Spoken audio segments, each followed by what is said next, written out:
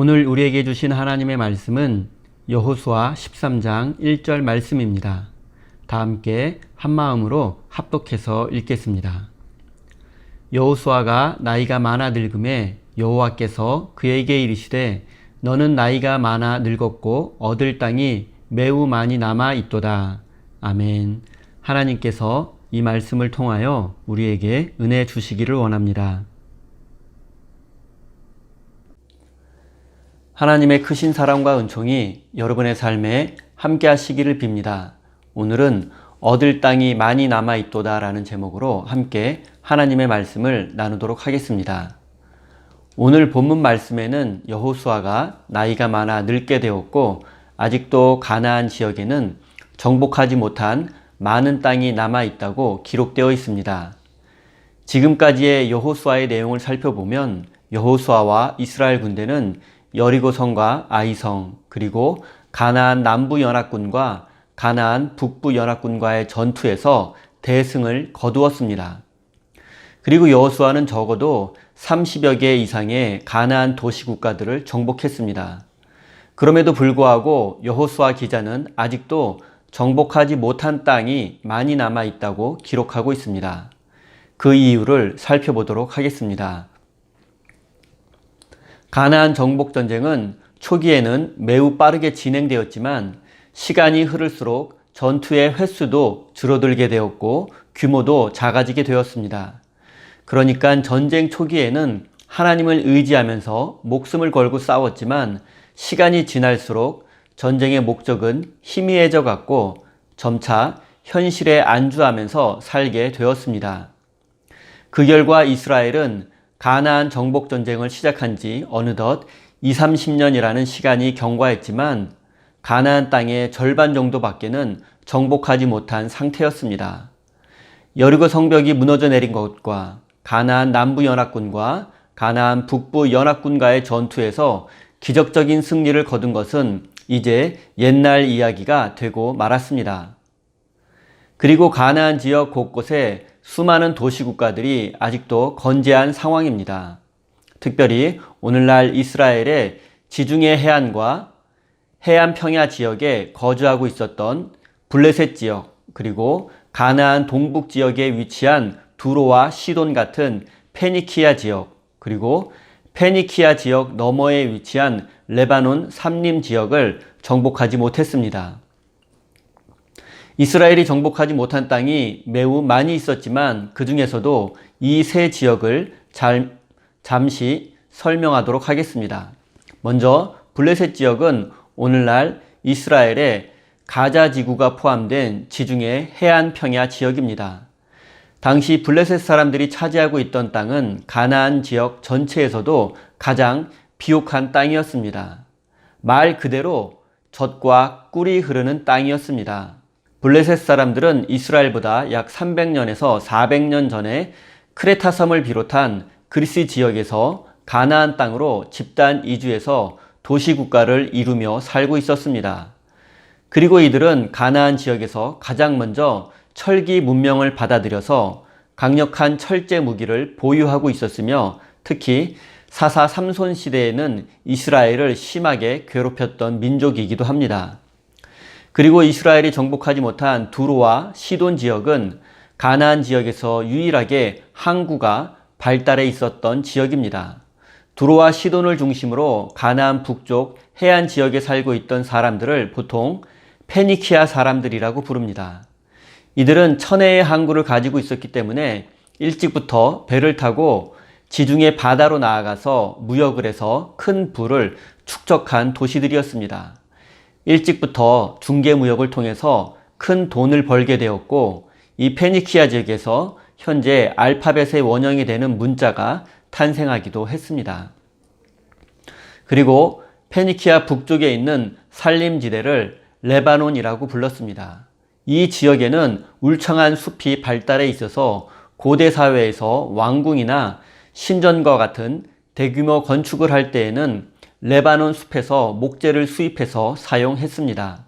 솔로몬이 지은 성전도 레바논의 백향목으로 지은 것으로도 알 수 있듯이 당시 고대 사회에서 레바논 목재는 최상급 건축 자재였습니다.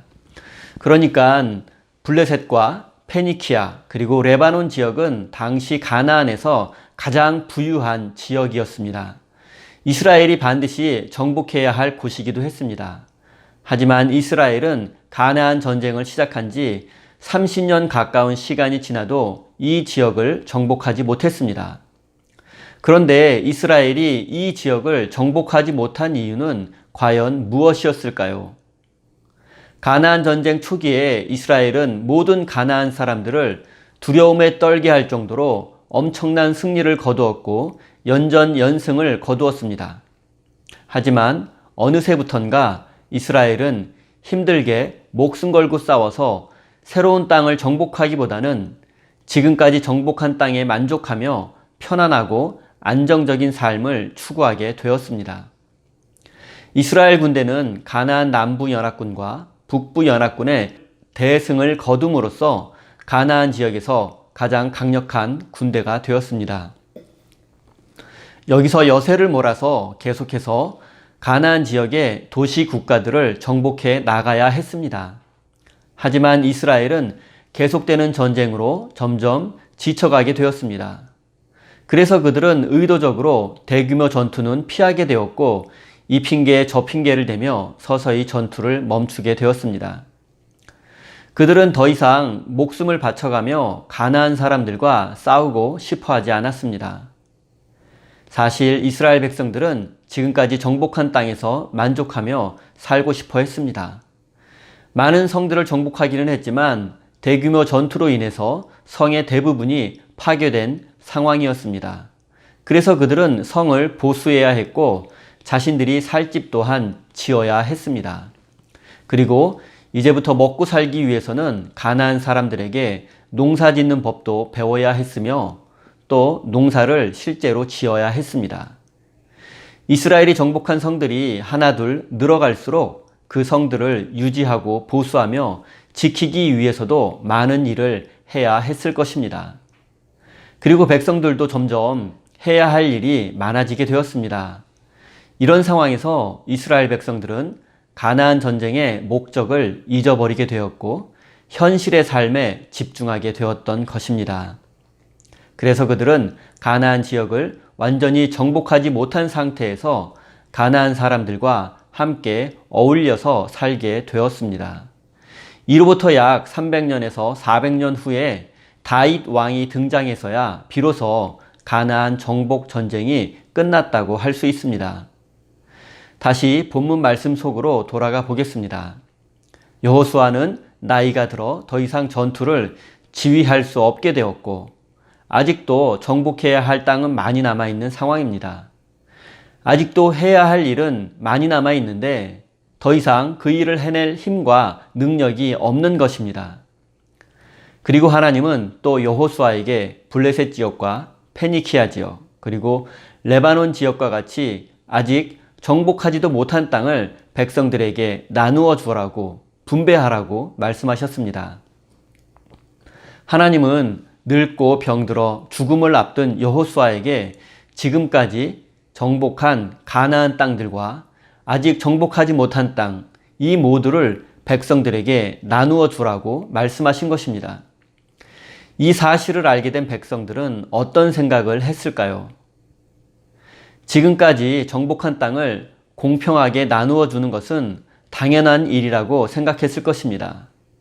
그리고 아직 정복하지 못한 땅을 나누어 주는 것은 우리에게 다시 싸워서 그 땅을 정복하라는 의미가 아닌가라는 생각을 했을 것입니다.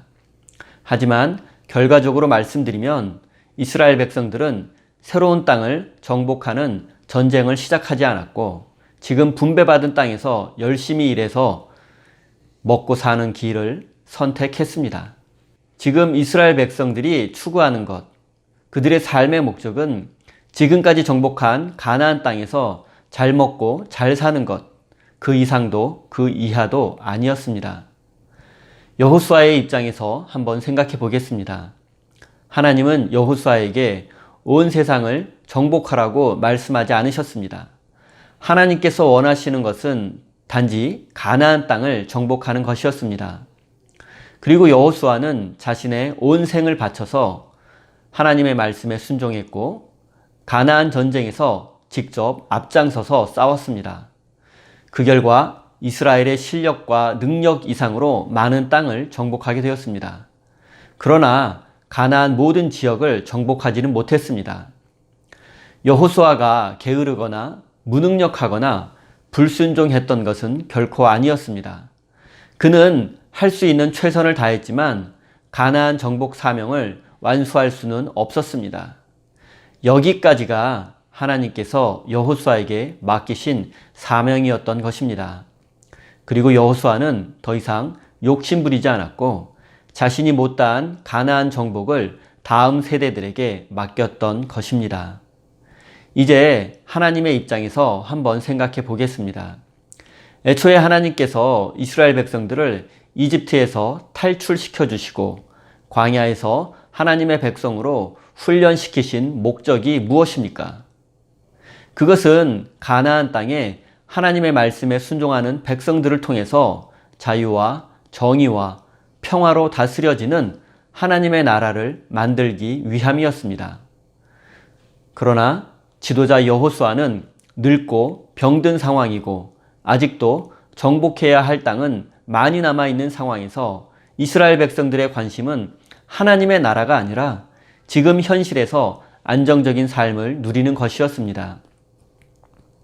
지금 이스라엘 백성들은 출애굽과 광야의 기억을 모두 잊어버리고 말았습니다. 하나님의 꿈과 계획은 안중에도 없고 지금까지 정복한 가나안 땅에서 자신들의 힘과 노력으로 살아가겠다는 것입니다. 더 이상 하나님의 나라를 향한 모험과 도전을 하지 않겠다는 것입니다. 하나님 나라를 향한 꿈과 비전을 모두 포기하고 현실에서 안정적인 삶을 추구하겠다는 것입니다. 그런데 그 결과가 무엇입니까? 이스라엘 백성들은 더 이상 하나님의 도우심과 보호하심을 받지 못하게 되었습니다. 그리고 그들이 아직까지 정복하지 못했던 블레셋과 페니키아 그리고 레바논 사람들에 의해서 끊임없이 침략을 받게 되었고 고통스러운 삶을 살 수밖에 없었습니다. 사랑하는 성도 여러분, 하나님 나라를 향한 꿈과 비전을 상실한 사람은 더 이상 하나님의 백성일 수 없습니다. 또한 하나님께서 죄 많은 우리들을 먼저 선택해 주시고 구원해 주신 이유는 아직도 정복하지 못한 가나안을 정복하기 위해서입니다. 또한 먼저 구원받은 우리들을 통해서 하나님의 나라를 건설하는 것입니다. 사랑하는 우리 세임교회 성도 여러분, 하나님 나라를 향한 꿈을 잃어버려서는 안 됩니다. 현실의 삶에 만족하고 안주해서도 안 됩니다. 하나님께서 여러분에게 주신 소명을 잃어버려서는 안 됩니다. 아직도 우리에게는 정복해야 할 땅이 많이 남아 있습니다. 우리는 최선을 다해서 그 땅을 정복해 나가야 합니다. 여러분의 인생 가운데 아직 정복하지 못한 가나안은 무엇입니까? 여러분이 아직 완수하지 못한 하나님의 사명은 무엇입니까?